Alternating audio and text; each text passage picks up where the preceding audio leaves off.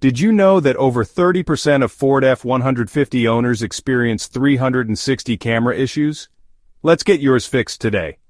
First things first. Double-check that your vehicle is in park and the engine is off. Safety first, folks. Next, let's try a simple reboot. Locate the Sync 3 system on your dashboard. Press and hold the power button and the right seek button simultaneously for about 10 seconds.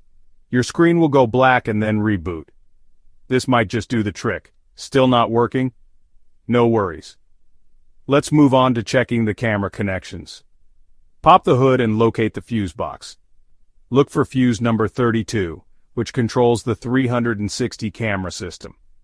If it's blown, replace it with a new one. If the fuse is fine, it might be a loose connection. Check the camera wires in the back of your truck. Make sure they're secure and not damaged. Lastly, if none of these steps work, you might need to update your Sync 3 software. Visit the Ford website, download the latest update to a USB drive, and follow the on-screen instructions to install it in your truck. And there you have it. A few simple steps to get your Ford F-150's 360 camera back in action. If you're still having trouble, it might be time to visit your local dealer. Thanks for watching, and drive safe.